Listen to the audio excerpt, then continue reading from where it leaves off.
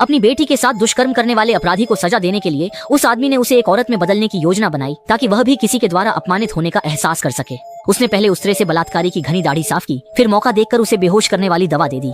इसके बाद अमीर आदमी ने उसके लिए सबसे अच्छे मेडिकल टीम को बुलाकर उसका बधिया नपुंसकता ऑपरेशन करवाया। जब विंसेंट जागा तो उसने अमीर आदमी से पूछा कि उसने उसके साथ क्या किया है। अमीर आदमी ने भी उससे कुछ नहीं छुपाया और उसे बेहोशी के दौरान हुई सारी बातें बता दी। जब विंसेंट ने सुना कि उसका अपराध करने का औजार उससे छीन लिया गया है तो उसे लगा जैसे उसकी दुनिया ही उजड़ गई हो। इसके बाद हर दिन वह अपने छोटे विंसेंट को खोने के दर्द में जीता रहा। लेकिन यह सब अभी खत्म नहीं हुआ था। जब अमीर आदमी अंदर आया तो उसने फिर से कहा कि भले ही सर्जरी बहुत सफल रही है लेकिन अभी भी ठीक होने में काफी लंबा समय लगेगा। इस दौरान उसने विंसेंट से हर दिन विस्तारक का उपयोग करके अपने शरीर को ढीला बनाए रखने को कहा और उसके लिए एक पूरी देखभाल योजना भी बनाई। कुछ महीनों बाद विंसेंट नए उपकरण के साथ पूरी तरह से सामंजस्य बिठा चुका था। उसे लगा कि उसे अपनी गलती की सजा मिल चुकी है, इसलिए उसने अमीर आदमी से पूछा कि वह यहाँ से कब जा सकता है। अपनी बेटी के साथ दुष्कर्म करने वाले इस अपराधी के सामने अमीर आदमी ने मजाकिया अंदाज में कहा कि यह तो बस शुरुआत है।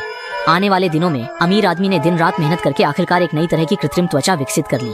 अब वह विंसेंट को पूरी तरह से एक औरत में बदलना चाहता था। मेहनत करने वालों की कभी हार नहीं होती। कई बार के प्रयोगों के बाद यह त्वचा सफलतापूर्वक विंसेंट के शरीर में प्रत्यारोपित कर दी गई। नई त्वचा मिलने के बाद अमीर आदमी ने उससे रोजाना टाइट शेपिंग ड्रेस पहनने की मांग की ताकि वह इस कपड़े को अपनी दूसरी त्वचा की तरह माने और उसका शरीर पूरी तरह से महिला जैसा दिखने लगे। अपमानित होने के बाद विंसेंट ने पलटवार करने का फैसला किया। कपड़े बदलते समय उसने जानबूझकर अमीर आदमी से मदद मांगी, फिर मौका देखकर उसकी लापरवाही का फायदा उठाते हुए अपनी कोहनी से उस पर वार कर दिया। चाबी मिलते ही विंसेंट बिना पीछे देखे भाग गया। बाहर निकलते ही जैक ने बिना घबराए अपने हाथ में मौजूद रिमोट चाबी दबा दी, जिससे मुख्य दरवाजा तुरंत दूर से लॉक हो गया। जब विंसेंट मुख्य दरवाजे तक पहुंचा तब उसे एहसास हुआ कि उसकी सारी कोशिशें बेकार थीं। भागने की कोई उम्मीद न देख विंसेंट ने चाकू उठाकर खुद की ओर तान लिया, क्योंकि उसे लगा कि अब वह खुद जैक की एक कलाकृति बन चुका है।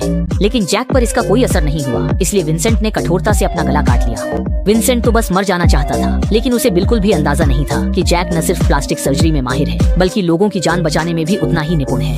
कुछ ही देर में विंसेंट को फिर से बचा लिया गया। ऐसी घटनाओं की पुनरावृत्ति रोकने के लिए जैक ने जानवरों के खून से कोशिकाएं निकालकर एक कृत्रिम त्वचा विकसित की। जानवरों पर कई बार प्रयोग करने के बाद जैक ने यह त्वचा विंसेंट के शरीर पर प्रत्यारोपित कर दी। यह त्वचा न केवल सतह पर चिकनी और चमकदार है बल्कि यह 1000 डिग्री से अधिक की जलन का भी सामना कर सकती है और अधिकांश मच्छरों व कीड़ों के काटने से भी बचाव करती है। जैक अपने इस काम से बेहद संतुष्ट था। उसने विंसेंट का एक नया नाम भी रखा, एना। आगे के दिनों में विंसेंट को हमेशा अकेले कमरे में बंद रखा गया। जैक समय समय पर उसके लिए कुछ कपड़े, खासकर स्कर्ट भेजता था ताकि वह मानसिक रूप से भी विंसेंट को बदल सके।